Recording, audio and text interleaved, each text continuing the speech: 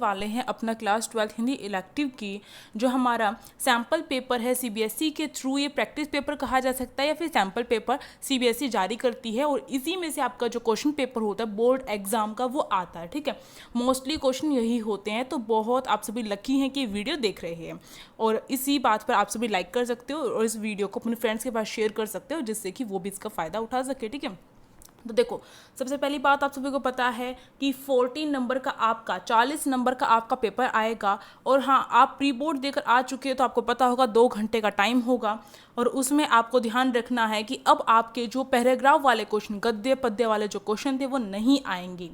ठीक है, बच्चे ही सोचते हैं पैराग्राफ आएगा उसमें पास हो जाएंगे काम चल जाएगा। पास नहीं होना है, अच्छे मार्क्स लेकर आने हैं। ठीक है, तो मौका नहीं खोना है और अब जो है आपके वैसे वाले क्वेश्चन नहीं आएंगे। आपका जो है 20+ जो मार्क्स हैं वो आपके हिंदी ग्रामर से आ रहे हैं जिसमें आपका अभिव्यक्ति और माध्यम भी आता है, फीचर लेखन हो गया, रचनात्मक लेखन हो गया और आपका पत्र वगैरह हो गया, वो इसमें से आते हैं। तो एक बार मैं आपको दिखाना चाहती हूँ कि हमारे चैनल पर जो है आपके लिए जो पत्र लेखन, रचनात्मक लेखन, इसके साथ फीचर लेखन हो गया, अभिव्यक्ति माध्यम हो गया और जितनी भी हिंदी जो बुक्स लगी हुई है उन सबके इंपॉर्टेंट क्वेश्चन और चैप्टर एक्सप्लेनेशन सब कुछ करवाया हुआ है। तो ये आप देख सकते हैं पत्रकारिता और लेखन के ये 3 पार्ट्स हैं। इसके बाद आपका विशेष लेखन और स्वरूप और प्रकार के 2 पार्ट्स हैं। नाटक लिखने का व्याकरण, कैसे लिखे कहानी, कैसे लिखे कहानी के 2 पार्ट्स हैं आपके। ठीक है, तो ये जो प्लेलिस्ट है मैं अपनी तरफ से नहीं दिखा रही हूँ, ये हमारी यूनिक क्लासेस की प्लेलिस्ट है, इसे आप चेक कर सकते हो, लिंक डिस्क्रिप्शन बॉक्स में है। और देखो कैसे लिखे कहानी और नाट्य रूपांतरण से क्वेश्चन आते हैं, आपको ध्यान रखना है। अप्रत्याशित विषयों पर लेखन के लिए आता है प्रश्न आपका, फीचर लेखन का लिए आता है आपका। ठीक है, और मोस्ट इंपॉर्टेंट क्वेश्चंस वगैरह करवाए हुए हैं, उन्हें भी आप कर सकते हो। काव्य सौंदर्य वगैरह जो है ये इंपॉर्टेंट है, पत्रकारिता लेखन इंपॉर्टेंट है। ठीक है, तो इन्हें करना नहीं भूलना है। और फटाफट अब हम जो है अपना सॉल्यूशन देखते हैं। अब देखो यहाँ पर जो है हमें रचनात्मक लेखन लिखना है जो 5 नंबर का है। 5 नंबर देख सकते हो आप, बहुत बड़े होते हैं 5 नंबर। तो ये हमें दिया गया है, 3 ये दे रखे हैं, इसमें से कोई भी एक टॉपिक लेके उस पर रचनात्मक लेखन लिखना है। पहला दे रखा है जब मेरी खुशी का ठिकाना ना रहा, दूसरा कोहरे से ढकी सड़क, तीसरा सूरज से गप्पे। तो ये इसमें से किसी भी एक पर आपको लिखना है। यहाँ पर मैं लिखा हुआ तो नहीं दिखाऊंगी, पर आप जो है रचनात्मक लेखन कैसे करें, नए और अप्रत्याशित विषयों पर लेखन कैसे करें, जो मैंने अभी आपको प्लेलिस्ट दिखाई है उस प्लेलिस्ट पर जाइए और जाकर आप समझिए। ठीक है, अब देखो जो पत्र लेखन है वो भी मैंने आपको सिखाया हुआ है, तो इसलिए आप जाकर देख सकते हैं। मैं रीड करके बता देती हूँ कौन सा पत्र है। 5 नंबर का पत्र आता है तो इम्पोर्टेंट है। आप जिस कॉलोनी या मोहल्ले में रहते हैं वहाँ कोई सार्वजनिक उद्यान नहीं है, उसकी आवश्यकता तथा अभाव से उत्पन्न कठिनाइयों का उल्लेख करते हुए किसी प्रतिष्ठित समाचार पत्र के संपादक को जो लेटर है वो लिखना है, यानी कि लेटर टू एडिटर हिंदी में लिखना है आपको, संपादक के नाम पत्र। ठीक है, दूसरा यहाँ पर जो है ये ऑप्शन में दे रखा है, आपके क्षेत्र में स्थित एक औद्योगिक संस्थान का गंदा पानी आपके नगर की नदी को दूषित कर रहा है। प्रदूषण नियंत्रण विभाग के मुख्य अधिकारी को इस समस्या से अवगत कराने हेतु पत्र लिखना है। ठीक है, तो ये हो गया आपका। तो पत्र लिखने सीख लो भाई। अब देखो अब जो है हमारे मेन क्वेश्चन स्टार्ट हो रहे हैं जिनके मैं आपको आंसर कवर कराती जाऊंगी। तो यहाँ पर 3 नंबर का आएगा एक क्वेश्चन जो हमें और ऑप्शन दिया जाएगा, या तो ये करो या फिर ये करो। ठीक है, पहला ये कहा गया है कथानक में द्वंद्व क्या स्थान रखता है। तो आपको पता होगा द्वंद्व क्या होता है। अगर आप कथानक की बात करो, मानो आप सीरियल देखते हो, मूवी देखते हो, कुछ भी देखते हो, ठीक है, तो उसमें जो ट्विस्ट आता है, यानी कि एकदम से 2 जो हमारे जो पात्र होते हैं उनके बीच में कुछ भी बातें हो जानी इस तरीके की जिससे ट्विस्ट आ जाता है, कोई सिचुएशन ऐसी आ जाती है जिससे क्या होता है रोमांच बढ़ जाता है। तो द्वंद्व क्या करता है, रोमांच बढ़ाता है। ठीक है, तो ये अभी हम देखेंगे इसके बारे में। और देखिए कहानी के तत्वों पर संक्षेप में प्रकाश डालिए। तो कहानी के तत्व जो हैं पूछे जाते हैं, अच्छे से कर लो कहानी के तत्व। ठीक है, तो अभिव्यक्ति और माध्यम की प्लेलिस्ट देखना बिल्कुल भी नहीं भूलना है। ठीक है, अब फटाफट इन 2 क्वेश्चन के हम आंसर करते हैं। तो देखिए कथानक क्या होता है, कथानक की जो बुनियादी तत्व है उसमें जो द्वंद्व होता है उसका महत्व बहुत अधिक होता है।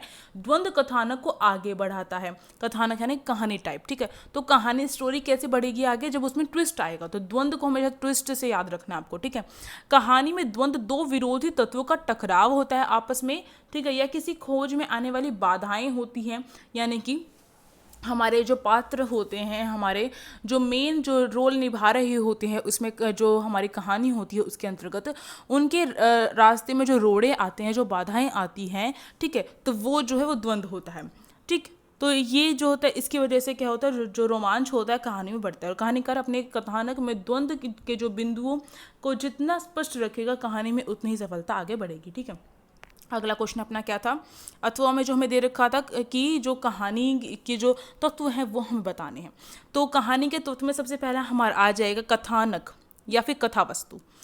कहानी का जो कथानक होता है वो एक प्रसंग पर आधारित होता है, एक उसकी पहले से एक स्टोरी टाइप होती है। ठीक है, कि ये जो है ये इस टाइप से, यानी कि कथानक जब तक नहीं होगा, जब तक आप ये डिसाइड नहीं करोगे कि आपको स्टोरी किस चीज़ पर बनानी है, तब तक कैसे रोल करोगे। ठीक है, तब तक कैसे आप स्टोरी बनाओगे। ठीक है, तो ये कथानक वही होता है कि जब तक आप ये नहीं सोचोगे किस चीज़ पर मुझे काम करना है, किस चीज़ पर जो कहानी बनानी है, तब तक कैसे होगा। ठीक है, तो कथानक क्या होता है, किसी भी कथा का, किसी भी कहानी का क्या होता है, प्रसंग होता है जो आधारित होता है। किसी एक घटना या पात्र की मनोस्थिति का चित्रण भी हो सकता है। ठीक है, कोई भी एक घटना को लेकर, यानी कि मानो मैं कल जो हूँ रेलवे स्टेशन घूमने गई, तो अब रेलवे स्टेशन को लेकर मैंने सोचा कि मैं कुछ लिखूं, तो जो ये रेलवे स्टेशन वाला मैंने टॉपिक लिया है, लिखने के लिए सोचा है, ये हमारा कथानक हो जाएगा ये घटना को लेकर। ठीक है, इसी तरीके से मनोस्थिति, किसी पात्र की मनोस्थिति की, मान लो जैसे अंडे के छिलके, आपने पढ़ा हुआ चैप्टर अपना, तो उसमें भी क्या है, एक अंडे के छिलके को लेकर इतना बड़ा जो है उसमें नाटक क्रिएट कर दिया गया। इसी तरीके से कहानी में होता है। ठीक है, ये हमने देख लिया। कथानक के 3 भाग होते हैं, कौन कौन से, प्रारंभ, मध्य और चरम उत्कर्ष। ठीक है, चरम उत्कर्ष को क्लाइमैक्स भी कहा जाता है। ठीक, अब देखो यहाँ पे पात्र की बात हो रही है। एक कहानी के अंतर्गत पात्र होना भी जरूरी है जिसका चरित्र चित्रण किया जाता है। जैसे कि अंडे के छिलके को लेकर चलो, उसमें जो है अलग से सबके जो नाम हैं, एक रोल क्रिएट करके जो है सबके नाम बताए गए थे, उनका चरित्र दिखाया गया था कि किस टाइप से हैं। ठीक, तो चरित्र होता है, कहानी पात्र द्वारा कही जाती है। आपको पता है कि कहानी जो है, कहानीकार, लिखने वाला खुद नहीं कहता, बल्कि पात्र के द्वारा क्रिएट करवाई जाती है कहानी। ठीक, और पात्रों की संख्या सीमित होती है, जितना हम याद रख सके उतने ही पात्र उसमें इन्वॉल्व किए जाते हैं, ऐसा नहीं है। ये हो सकता है आसपास की दुकान वगैरह के छोटे मोटे रोल वहाँ पर डाल दिए जाए, पर जो मेन रोल जो होता है, जो बार बार रिपीट होता है, वो ज़्यादा नहीं होते हैं, उनकी एक सीमा होती है। ठीक, संवाद, संवाद मतलब डायलॉग। डायलॉग अगर कहानी में नहीं होंगे तो कहानी कैसे कही जाएगी, बिल्कुल बोरिंग लगेगी। ठीक है, तो कहानी में संवाद का जो है वो क्या करता है, संवाद जो डायलॉग होते हुए क्या करते हैं, कहानी का विकास करता है। ठीक है, और पात्रों के स्वभाव का चित्रण वगैरह भी क्या है, डायलॉग के द्वारा ही किया जाता है। ठीक है, अगर मानो कोई भी राम है, वो बताना चाहता है कि सीता इस तरीके की है, तो राम क्या करेगा, रामू से कहेगा कि रामू तुम्हें पता है तुम्हारी जो सीता भाभी है वो किस तरीके की है, तो इस तरीके से बताएगा ना वो। ठीक है, अब देखो, देश काल वातावरण, इसका मतलब परिवेश होता है, आसपास की जो घटनाएं वगैरह होती है, जो पात्र की समस्या वगैरह होती है, वो सारी की सारी जो होती है वो इसके अंतर्गत होती है। ठीक है, अब देखिए भाषा शैली। भाषा शैली भी जो होती है, कहानी की जो भाषा है वो आम बोलचाल की होनी चाहिए, यानी कि ऐसा ना हो कि उसमें बहुत सारे अलंकार वगैरह हो। तो आपने देखा होगा मूवीज़ वगैरह, उन सब में क्या होता है, जो सीरियल वगैरह आते हैं उन सब में क्या होता है, एक कहानी जो भी क्रिएट की जाती है वो हमारे खुद की बोलने वाली भाषा यूज़ की जाती है, लोकल लैंग्वेज यूज़ की जाती है उसमें, जिससे हमें ऐसा लगे कि हमारे आसपास की घटना है वो। ठीक है, ये हमारे आसपास हो रही है, जिसमें हम जुड़ के देख सकें। ठीक, अब देखो आगे उद्देश्य। कोई भी कहानी अगर लिखी जाए, क्योंकि कहानी की बात की जा रही है, तो कहानी अगर कोई भी लिखी जाती है तो कहानीकार को ध्यान रखना है, उसका कोई ना कोई उद्देश्य होना चाहिए। ठीक है, तो ये मेन है इसमें। तो ये सारे के सारे इसके तत्व हमने कर लिए हैं। फटाफट नेक्स्ट क्वेश्चन देखते हैं। अगला क्वेश्चन हमसे पूछा गया है यहाँ पर, पात्रों के संवाद लिखते समय किन बातों का ध्यान रखना चाहिए। तो पात्र के अगर संवाद लिख रहे हैं, उनके डायलॉग्स लिख रहे हैं किसी पात्र के, तो अगर हम एक कहानीकार है तो कौन सी चीज़ों पर हमें ध्यान रखना चाहिए। दूसरा यहाँ पर अथवा में क्वेश्चन दे रखा है, यहाँ पर कहानी से आप क्या समझते हैं। अब एक सिंपल सी डेफिनेशन दे दिया, यानी कि एक 3 नंबर का क्वेश्चन आएगा हमारा, एक 2 नंबर का आएगा। ठीक है, फटाफट इसका आंसर देख लेते हैं। अब हमसे पूछा गया था कि पात्र जो है उसके संवाद लिखते समय किन बातों का ध्यान रखना है। पहले इन्होंने बता दिया, कहानी में जो संवाद का महत्वपूर्ण स्थान होता है, बिना संवाद, बिना डायलॉग के किसी भी पात्र की कल्पना कर ही नहीं सकते हम सोच ही नहीं सकते कि पात्र ये भी होगा। ऐसा लगेगा कि लेखक ही लिखता जा रहा है। और आपको पता होगा, आपके में जब आत्मकथा वगैरह लगती है तो उसमें जब लेखक लिखते हैं अपनी स्टोरी, अपनी खुद की आत्मकथा, तो आपको कितनी बोरिंग टाइप लगती होगी, मुझे लगती है, आपका पता नहीं मुझे। तो इसलिए जो है संवाद वगैरह होना इंपॉर्टेंट है, पात्र का होना इंपॉर्टेंट है। ठीक है, कहानी के लिए। अब देखिए, क्योंकि कहानी तभी होगी जब पात्र होंगे। अब देखो, पात्र जो हैं, पात्रों के जो संवाद लिखते समय हमें कुछ बातों का ध्यान रखना पड़ेगा। जैसे कि सबसे पहले संवाद छोटे होने चाहिए, स्वाभाविक होने चाहिए, उद्देश्य अनुकूल होने चाहिए, यानी कि छोटे भी हों, ऐसा भी ना हो कि ज़्यादा बड़े हैं, ऐसा भी ना हो ज़्यादा छोटे हैं, ठीक है, नॉर्मल होने चाहिए, छोटे छोटे होने चाहिए, और उसका एक उद्देश्य होता है कि अभी ये डायलॉग बोला है, इस टाइम पे डायलॉग बोला है, तो इसके पीछे एक उद्देश्य है, वो कुछ दिखाना चाहता है या फिर किसी का चरित्र चित्रण दिखाना चाहता है। ठीक है, तो ये ध्यान रखना है। इसके साथ साथ संवाद जो है वो क्या है, पात्रों के स्वभाव और उसकी पृष्ठभूमि के अनुकूल होने चाहिए। यानी कि अगर आपने किसी को अकड़ू दिखाया हुआ है तो उसको जो संवाद, जो डायलॉग दिए जाएंगे वो भी क्या है, थोड़े एटीट्यूड वाले दिए जाएंगे। ऐसा नहीं है कि उसे दिखाया तो आपने स्टार्टिंग में अकड़ू और फिर आप उसे ऐसे डायलॉग दे रहे हो कि जिससे वो क्या है, ऐसा लगे बहुत अच्छा है, या फिर जिसे नेगेटिव रोल दिया गया उसके हमेशा डायलॉग नेगेटिव होने चाहिए। ठीक है, अब देखो अगला यहाँ पर दिया गया है, संवाद उनके विश्वास और आदर्शों तथा स्थितियों के अनुरूप होने चाहिए। ठीक है, उससे अगला दे रखा है यहाँ पे हमें, संवाद लिखते समय लेखक तो गायब हो जाता है। आपको पता है जब संवाद लिखते हैं लेखक तो अपने आप को स्टार्टिंग में वो क्या करते हैं, कई बार लेखक क्या करते हैं, अपने आप को स्टोरी में दिखाते हैं, फिर धीरे धीरे वो गायब हो जाते हैं। ठीक है, और पात्र स्वयं संवाद बोलने लगते हैं। संवादों का अनावश्यक विस्तार भी नहीं होना चाहिए। ठीक, तो ये देख लिया हमने। पूछा गया था हमसे प्रश्न, कहानी क्या होती है? तो कहानी गद्य साहित्य की एक ऐसी विधा है, आपको पता होगा कि जो गद्य साहित्य, आपको पता है गद्य और पद्य दो होते हैं। गद्य हमारा पैराग्राफ होता है, तो पैराग्राफ टाइप जो भी चीज़ें होंगी वो गद्य में आएंगी। जैसे नाटक हो गया, कहानी हो गई, हमारे उपन्यास हो गए, हमारे गद्य में आएंगे। आगे अगर हिंदी लोगे तो आपको पता चल जाएगा।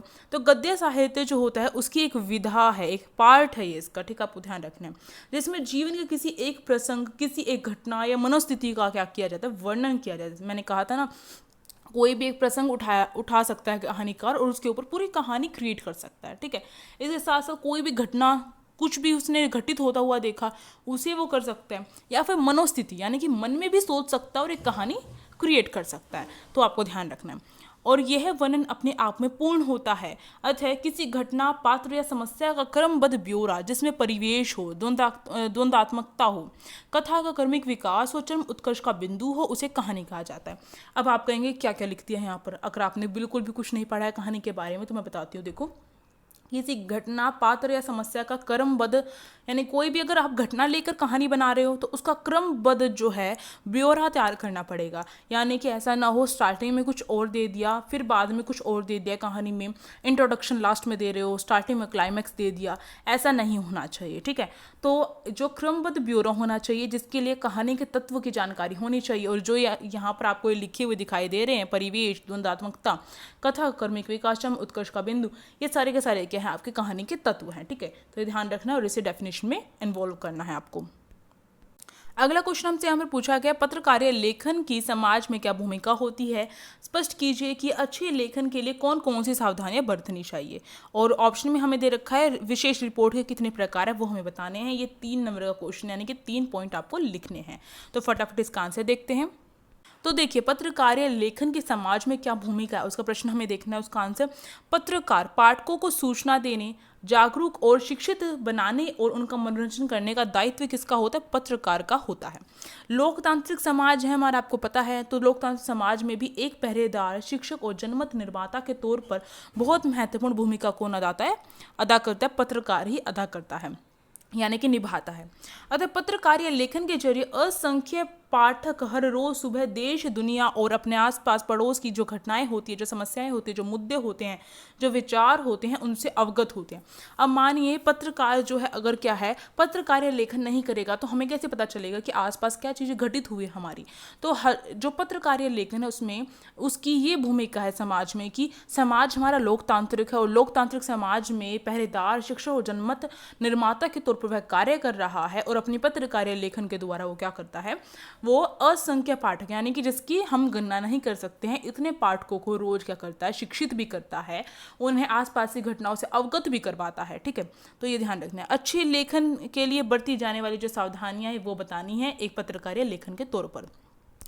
तो देखिए, पत्रकार या लेखक को सदैव यह याद रखना चाहिए कि वह एक ऐसे विशाल समुदाय के लिए लिख रहा है जिसमें उच्च शिक्षित वर्ग भी है और कम शिक्षित वर्ग भी है, किसान भी और मजदूर भी, यानी कि एक पत्रकार को ये नहीं सोचना चाहिए कि वो जितना एजुकेटेड है उतना ही हर कोई होगा। हो सकता है कोई बूढ़ा व्यक्ति बहुत समझदार है, वो पढ़ रहा है अखबार, कोई ऐसा छोटा बच्चा जो है उसे पढ़ने का शौक है वो पढ़ रहा है, तो उसे ऐसा ना लगे कि बहुत डिफिकल्ट वर्ड्स है उसे समझ में ना आए, ऐसा नहीं होना चाहिए। उसके साथ साथ कोई अनपढ़ भी पढ़ सकता है, हमारे समाज में किसान हैं, मजदूर हैं, वो भी पढ़ सकते हैं। तो अखबार सबके लिए है, तो सबके लिए कार्य करना है, तो इसलिए उसे ध्यान रखना चाहिए कि भाषा सरल होनी चाहिए उसकी, ठीक है।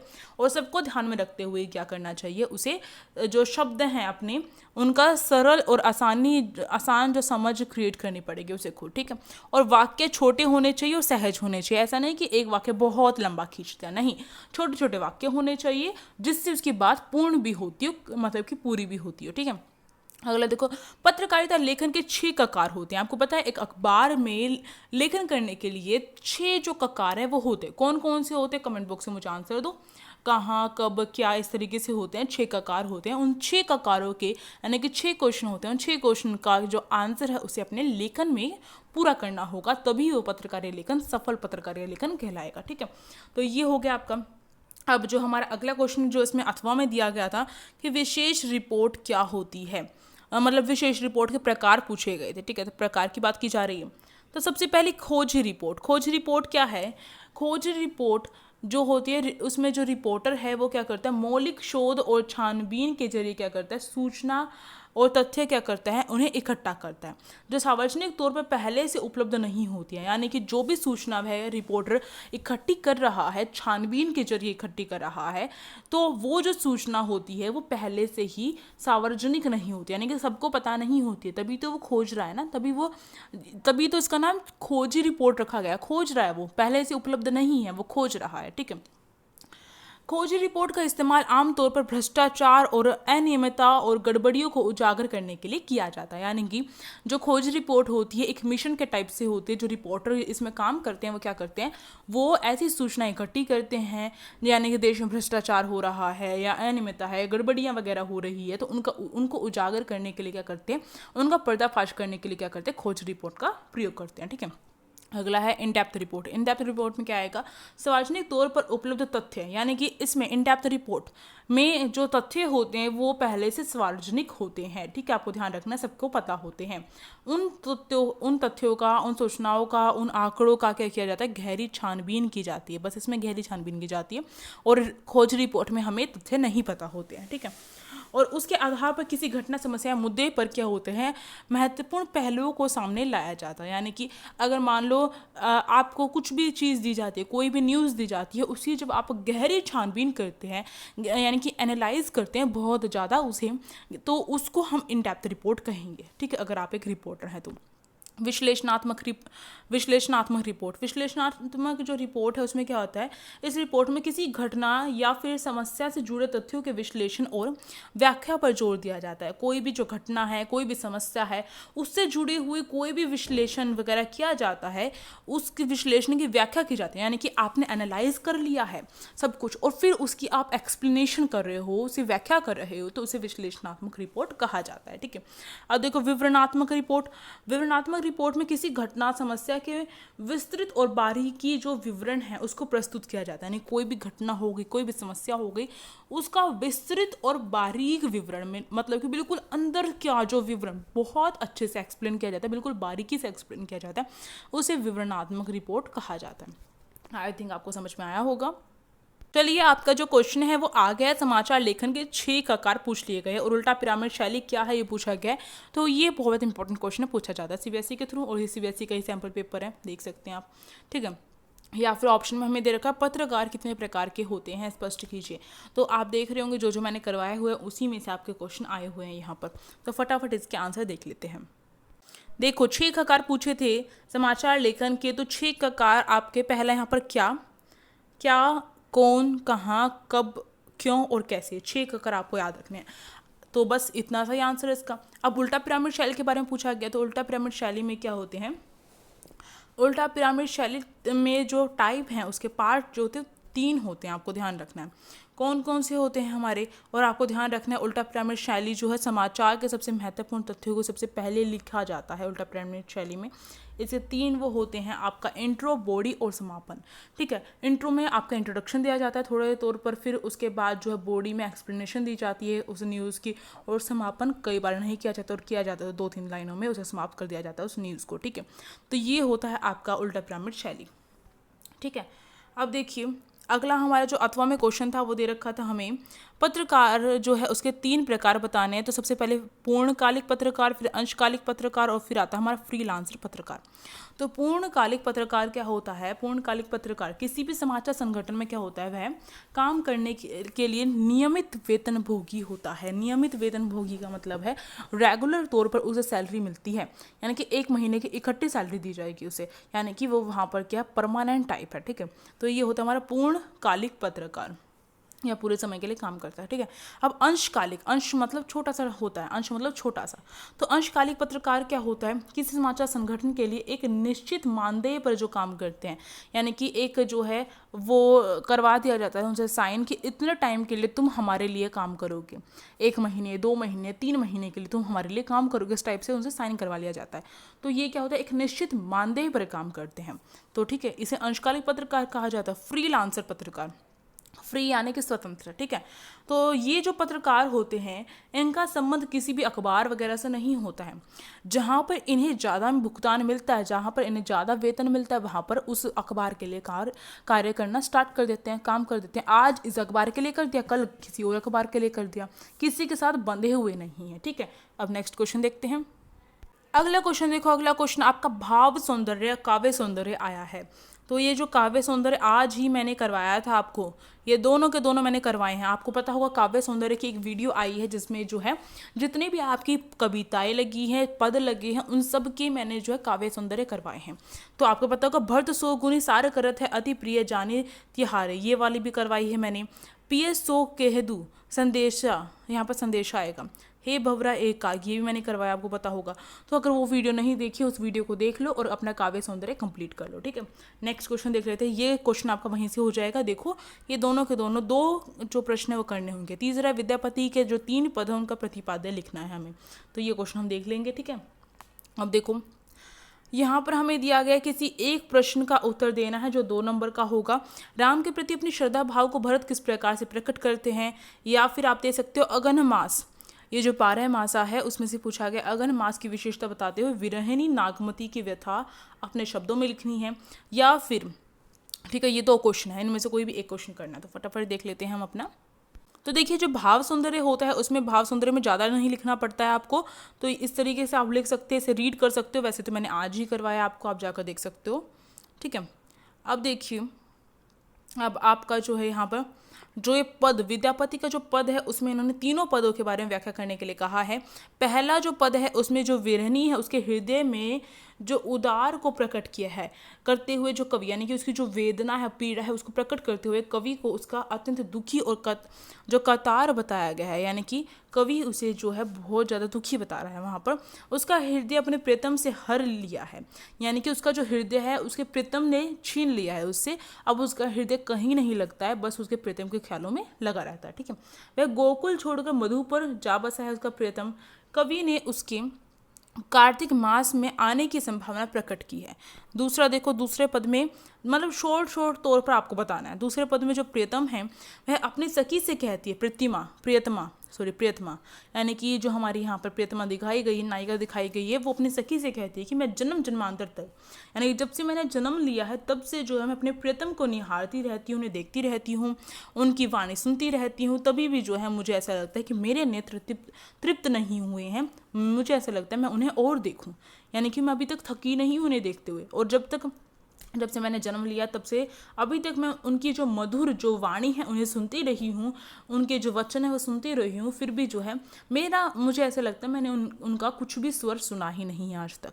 तो यहाँ पर वो बताने की कोशिश कर रही है कि जो प्रेम होता है वो स्थिर नहीं होता है, वो बदलता रहता है और न्यूनतम होता रहता है, और वो हमेशा क्या होता है, वो हमेशा अच्छा होता है। ठीक है, इस तरीके से बता रही है वो। ठीक है, अगला तीसरा पद जो है उसमें क्या बताया गया है, कवि ने विरहिणी प्रियतमा कौतुक भरा जो चित्र वो खींचा है। इस दुख के कारण नायिका की आंखों से निरंतर अश्रुधारा बहती चली आ रही है। इस कारण उसके नेत्र खुल भी नहीं पा रहे हैं। विरहिणी नायिका विरह में क्षण क्षण जो है होती चली जा रही है। ठीक है, इस तरीके से यहाँ पर बताया गया है। अब अगला क्वेश्चन देखते हैं हम अपना। अगला को जो क्वेश्चन है उसमें एक प्रश्न हमें करना था। पहला प्रश्न हमें दिया गया था, उसका आंसर है श्री राम से मिलते समय, यानी कि यहाँ पे भरत की जो मनोदशा उसके बारे में बताना है। भरत जो है उनका जो शरीर है वो पुलकित हो उठता है और उसके बाद वो जो है उनके जो नेत्र हैं उनमें प्रेम जो जल है वो भर आता है, यानी कि अश्रु भर आते हैं। वे श्री राम की महानता, उनके विशाल हृदय का बखान करते हैं, उनके बारे में बताते हैं कि वो इतने अच्छे हैं, वो श्रद्धालु हैं वो। ठीक है, वह स्वयं को उनका दास बताते हैं। ठीक है, वो श्री राम के जो प्रति उनका जो सर्वस्व समर्पित करते हैं, यानी कि अपने आप को समर्पित कर देते हैं श्री राम के प्रति। ठीक है, ठीक। और उसके बाद जो है राम के वनवास जाने और उनके प्रेम खोने को भरत अपना दुर्भाग्य समझते हैं। वो अपनी माँ को भी उसको अब यानी कहीं नहीं भेजा था, फिर भी वो अपनी माँ को जो है दोषी न ठहराते हुए खुद को दोषी ठहराते हैं। उनका मानना है कि वो खुद दोषी हैं। ठीक है, तो इस तरीके से यहाँ पर दिखाया गया, आपको ध्यान रखना है। तो भरत का चरित्र पूछा जा सकता है, उनकी मनोदशा पूछी जा सकती है। ठीक है, तो ये ध्यान रखना, बहुत इंपॉर्टेंट है क्वेश्चन। ये मैंने कवर भी करवाया आपको, जो इंपॉर्टेंट क्वेश्चन की वीडियो आई थी।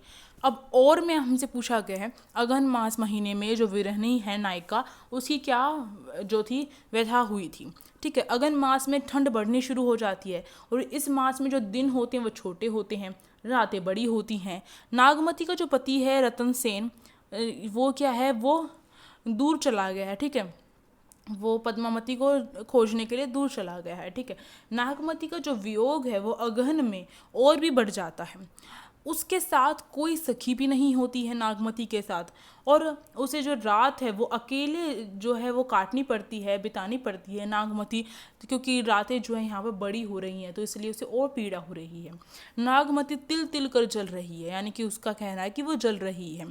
ठीक है, वह पति के विरह में जल रही है और मानो जैसे दीपक जलता है उसी तरीके से वो जल रही है। ठीक है, इस तरीके से उसमें अतिशोक्तिपूर्ण वर्णन किया गया है। और इस ऋतु में जो होता है घर घर में जो स्त्रियां होती है वो शीत आ जाती है, घर घर में ठंड आ जाती है, तो वो नए नए जो कपड़े वगैरह वो सिलवाती है रंग बिरंगे। पर नागमती का इस समय कुछ भी सजने संवरने का मन नहीं कर रहा है। इस तरीके से व्याख्या की गई है। अब नेक्स्ट क्वेश्चन देखते हैं। अब देखो, अगला क्वेश्चन हमसे दिया गया, कोई भी 2 प्रश्न करने हैं जो हमारे 6 नंबर के होंगे, यानी कि एक क्वेश्चन 1 नंबर का होगा। पहला क्वेश्चन है हमारे प्रकृति के कारण विस्थापन और औद्योगिकरण के कारण विस्थापन में क्या अंतर है। ये प्रश्न भी इंपॉर्टेंट पूछा जाता है। दूसरा देखो, 4 हाथ लघु कथा, जो लघु कथा है उसमें पूंजीवादी व्यवस्था में मजदूरों के शोषण को उजागर करती है। इस कथन को प्रतिपादित कीजिए। ठीक है, थर्ड वाला दिया गया, संभव को दूसरा देवदास क्यों कहा गया है, इसके औचित्य पर टिप्पणी कीजिए। अब तीनों क्वेश्चन के आंसर हम फटाफट देख लेते हैं। देखो भाई, फर्स्ट क्वेश्चन का आंसर हमारा यहाँ पर ये रहा, बाढ़ या भूकंप प्राकृतिक आपदा हैं। प्रकृति के कारण जब लोग विस्थापित होते हैं तब यह विस्थापन अस्थायी होता है, यानी कि जब सिचुएशन ठीक हो जाएगी, जब बाढ़ जैसा या फिर सूखा पड़ गया उसकी वजह से हमें जो है अपना घर बाहर छोड़कर कहीं और बसना पड़ा है, तो जब हमारे वहाँ पर सिचुएशन ठीक हो जाएगी तो हम दोबारा आ सकते हैं। तो ये क्या होता है, हमारा प्राकृतिक विस्थापन होता है। ठीक है, आपदा टलते ही लोग क्या अपने घरों में लौट सकते हैं। ठीक है, तो ये जो होता है प्रकृति के साथ, जो प्रकृति के कारण विस्थापन होता है वो अस्थायी होता है। ठीक, पर जो औद्योगिकरण के कारण जो विस्थापन होता है वो अस्थायी नहीं होता है। लोग अपने घरों में कभी वापस नहीं आ सकते, अपने परिवेश से अलग हो जाते हैं। उनके आसपास का जो वातावरण, जो परिवेश होता है, आसपास के जो लोग होते हैं उन सब से वो बिछड़ जाते हैं। यहाँ तक कि जो पेड़ पौधे वगैरह होते हैं उन्हें भी नुकसान होता है।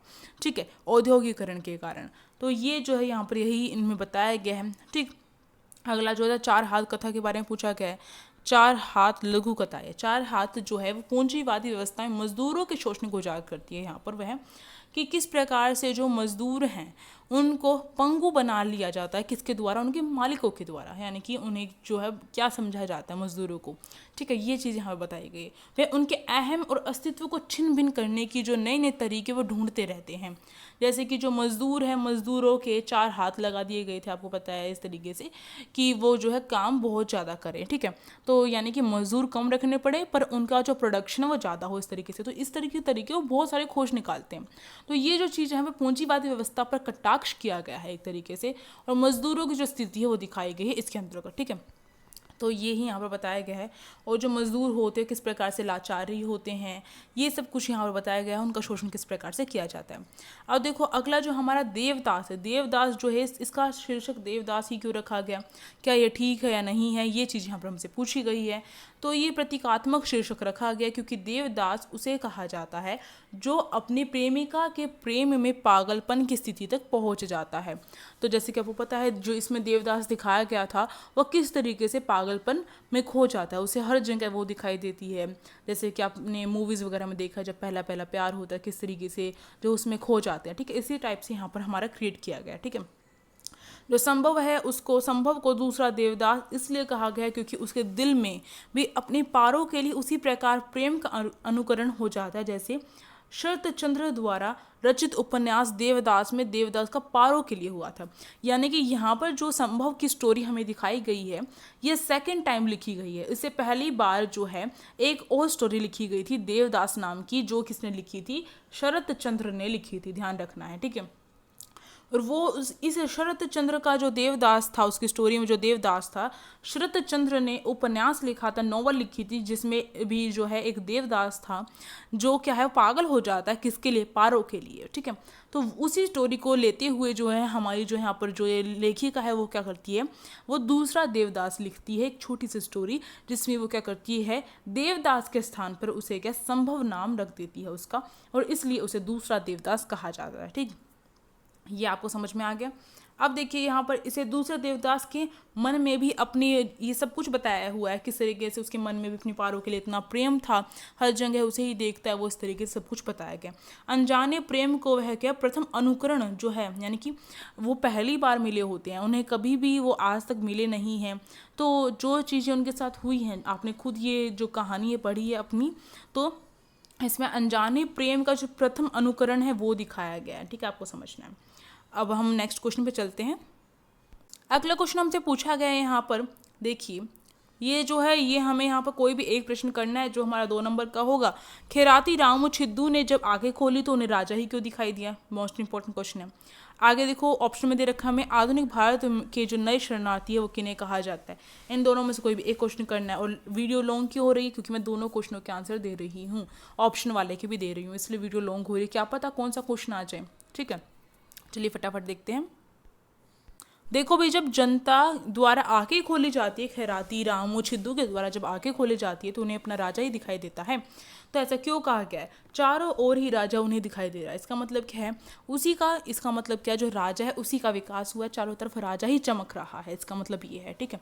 राजा का जीवन स्वर्गमय हो गया और उनका जीवन जो मजदूर वगैरह है, जो जनता है, उनका जीवन नरकमय हो गया है। ये चीज़ इसमें दिखाई गई है इस लघु कथा में, ठीक है।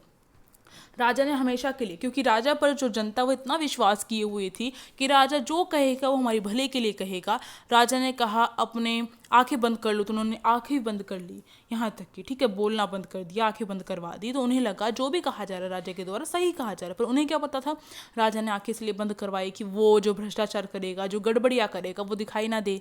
और उन्हें क्या पता था कि उन्हें की जो जवान है वो इसलिए बंद करवाई गई कि वो उसका विरोध ना कर सके, ठीक है, इस तरीके से। तो राजा जो है गलत कार्य करता रहा और उसके द्वारा वो क्या है, वो स्वेच्छाचारी हो गया, यानी कि अपने ही बारे में सोचता रहा, ठीक है। और इस तरीके से वो क्या है, वो विकसित होता चला गया, चारों ओर राजा ही चमकता हुआ दिखाई इसलिए दे रहा था क्योंकि राजा का ही विकास हुआ और सारे के सारे क्या है, और सारों का जीवन नरक में हो गया था, ठीक है। तो ये चीज़ यहाँ पे दिखाई गई है, यानी कि भक्ति की जो पट्टी है, अंधी जो पट्टी है वो बांध दी गई थी जनता को, ठीक है। अब नेक्स्ट जो क्वेश्चन था हमारा क्या था, नए शरणार्थी किसे कहा गया है। तो औद्योगिकरण के कारण शरणार्थी कौन होते हैं, जब वो किसी भी कारणवश किसी प्राकृतिक आपदा के कारण क्या होते हैं, वो विस्थापित होते हैं, अपना देश छोड़ना पड़ता है, दूसरे उसमें आना पड़ता है, ठीक है। तो यहाँ पर नए शरणार्थी उन्हें कहा जाता है जो औद्योगिकरण के कारण क्या करते हैं, अपनी ज़मीन से उन्हें उखाड़ फेंक दिया जाता है, यानी कि मानो उद्योगिक कोई भी इंडस्ट्री वगैरह लगानी है, उसकी वजह से जो लोग हैं उन्हें वहाँ से भगा दिया जाता है, तो वो नए शरणार्थी होते हैं। तो यही चीज़ यहाँ पे बताई गई है, ठीक। अब जो है नेक्स्ट क्वेश्चन देखते हैं। देखो अब जो ये फर्स्ट वाला क्वेश्चन है इसका आंसर बच्चों को खुद देना है, ऐसा आंसर की में लिखा गया है, क्योंकि हर किसी का आंसर इसको लेकर अलग हो सकता है। तो आप सभी अपने आप इसका आंसर अटैम्प्ट करिएगा। अब सेकंड क्वेश्चन देखो, यहाँ पे 2 प्रश्न देने हैं, इनके आंसर तो आप देख सकते हैं। अब सेकंड क्वेश्चन, बिस्कोर की माटी पाठ जो है इसमें किस शैली में लिखा गया है, ये बिस्कोर की माटी, ठीक है। और इस जो ये है इस पाठ में लेखक ने बिस्कोर से जुड़ी किन किन स्मृतियों के बारे में यहाँ पे बताया है हमें, ठीक है। और अगला प्रश्न हमारा है, लेखक की चिंता सिर्फ मालवा तक सीमित न होकर किस प्रकार सार्वभौमिक हो गई, ये हमें बताना है, ठीक है। तो जैसे कि आप देख सकते हैं पहले वाले प्रश्न का इन्होंने कहा है तर्कपूर्ण विचारों द्वारा हमें खुद ही अपना आंसर लिखना पड़ेगा, ठीक है। अगला देखो ख दे रखा है इन्होंने, बिस्कोहर की जो माटी है तो उसमें इस पाठ को हम आत्मकथात्मक शैली जो है उसमें लिखा गया है, यानी कि जो लेखक है आपको पता है लेखक खुद ही सब कुछ चीज़ें बता रहा है, ना कोई पात्र है ना कोई और है, वो अपनी जो आत्मकथा एक तरीके से वो बता रहा है, तो इसलिए शैली कौन सी होगी, आत्मकथात्मक शैली हो गई है, ठीक है। इस पाठ में लेखक ने अपने जीवन में माँ, गाँव और आसपास के जो प्राकृतिक परिवेश है उनका वर्णन यहाँ पर किया है इस पाठ में, ठीक है, बिस्कोहर की माटी में। आपको पता होगा माँ के बारे में बताया किस प्रकार से जो लेखक है उसका जो दूध है, माँ का जो दूध है वो छूट गया था, ये सब कुछ बताया। उसके आसपास के गांव का चित्रण किया है और बहुत सारे जो पौधे वगैरह हैं उनके बारे में उन्होंने बताया, ठीक है। तो ये आपको पता होना चाहिए, परिवेश, प्राकृतिक परिवेश का चित्रण किया है उन्होंने, ग्रामीण जीवन शैली का चित्रण किया है उन्होंने, लोक कथाओं का चित्रण किया है, लोक मान्यताओं का जो है वर्णन किया है। पूरी कथा जो है उस पूरी कथा का जो केंद्र है वो बिस्कोहर रहा है, यानी कि बिस्कोहर लेखक का गाँव वो रहा है पूरी कथा का केंद्र, सेंटर हमेशा घूम फिर के लेखक का कहाँ पर आया है, बिस्कोहर में आया है, ठीक है। तो एक पात्र विश्वनाथ जो है वो लेखक स्वयं था, इसलिए इसे आत्मकथात्मक शैली में लिखा गया, ठीक है। अगला प्रश्न, लेखक के पर्यावरण संबंधी चिंता सिर्फ मालवा तक सीमित न होकर सार्वभौमिक हो गई थी, ये प्रश्न है। तो ये क्यों हो गई थी, क्योंकि अमेरिका की जो खाओ उजाड़ू जो जीवन पद्धति है उसने दुनिया को इतना प्रभावित किया है कि हम अपनी जीवन पद्धति, संस्कृति, सभ्यता और अपनी धरती को उजाड़ने में लगे हुए हैं। यानी कि हम बाहर का जो अमेरिका देश है उससे सीख कर क्या करें, अपने जो देश है उसमें क्या कर रहे हैं, जो जीवन पद्धति, जो संस्कृतियाँ हैं, जो सभ्यता है उनको उखाड़ रहे हैं और अमेरिका की चीज़ें जो हैं हम अपना रहे हैं। लेखक ने खाओ उजाड़ू जीवन पद्धति के द्वारा पर्यावरणीय विनाश की पूरी जो तस्वीर है वो खींच डाली है कि आगे चलकर क्या क्या होने वाला है, जिसमें मालवा भी नहीं बच सका, ठीक है। वातावरण को गर्म करने वाले जो कार्बन डाइऑक्साइड, आपको पता होगा जो कार्बन डाइऑक्साइड है कितना वो प्रदूषित करती है, जिसकी वजह से ग्रीन हाउस इफेक्ट होता है, ग्लोबल वार्मिंग होती है। तो इन सारी चीज़ों के बारे में चित्रण किया है इन्होंने, और जिसकी वजह से क्या होता है, जो तापमान होता है धरती को 3 डिग्री सेल्सियस तक बढ़ जाता है, और यह गैस सबसे ज़्यादा अमेरिका और यूरोप के जो विकसित देश हैं वहाँ से निकलती है, ठीक, क्योंकि उन्होंने विकास कर लिया है, बहुत सारी टेक्नोलॉजी है और वो यूज़ करते हैं, तो इस वजह से वहाँ से बहुत ज़्यादा जो है इन गैसों का क्या हो रहा है, रिसाव हो रहा है। अमेरिका इन्हें रोकने को तैयार नहीं है। अमेरिका का मानना ये है कि मैं क्यों रोकूं, आपने पॉलिटिकल साइंस अगर ली होगी तो आपको पता होगा, ठीक है। तो यहाँ पर आज हमारे समुद्रों का पानी गर्म हो रहा है, यानी कि हम जो है इतना नहीं कर रहे हैं, फिर भी जो है अमेरिका वगैरह जो है वो टेक्नोलॉजी इस तरीके से यूज़ करे जिसकी वजह से हमें सहना पड़ रहा है। हमारा जो समुद्र वगैरह, आपको पता है पहले इतनी गर्मी नहीं होती थी जितनी गर्मी अब होती है। अब घरों में एसी इतने ज़्यादा लग गए हैं कि हमें जो है, हम तो खुद अंदर रह के हम आराम से रह रहे हैं एसी में, बाहर जो है, बाहर जो इसके थ्रू इतनी सारी गैसेज निकलती है, इसकी वजह से क्या होता है, बाहर का जो वातावरण होता है कितना ज़्यादा प्रदूषित होता है, ग्लोबल वार्मिंग बढ़ती है। हम जो है एक व्यक्ति जो होता है, हम जो है एक व्यक्ति कार लेकर चलते हैं, आपको पता है आजकल सड़कों पे कितनी कार हैं, कितनी गाड़ियां हैं, वो क्यों है, क्योंकि हर एक परिवार का, मानो 2 भाई भी एक परिवार से जा रहे हैं तो अलग अलग कार लेकर जाएंगे कि शो ऑफ है वो हो सके उनका, ठीक है। तो ये चीज़ें हैं, तो इस वजह से जो है जो लेखिका है यहाँ पर वो क्या हो गई है, लेखक जो है यहाँ पर वो क्या हो गए, चिंतित हो गए, और जो मालवा जो सभ्यता है, मालवा जो है वहाँ तक सीमित न होकर वो पूरे उस पर सोच रहे हैं। तो इसी के थ्रू हमारा जो ये था सैम्पल पेपर कंप्लीट होता है। आई होप आपको अच्छी लगी हो वीडियो। टेलीग्राम ग्रुप ज्वाइन नहीं किया है तो कर लेना, लिंक डिस्क्रिप्शन बॉक्स में, प्लेलिस्ट चेक कर लेना सारी की सारी, और अगर अच्छी लगी वीडियो तो like, share and comment. Thank you for watching this video.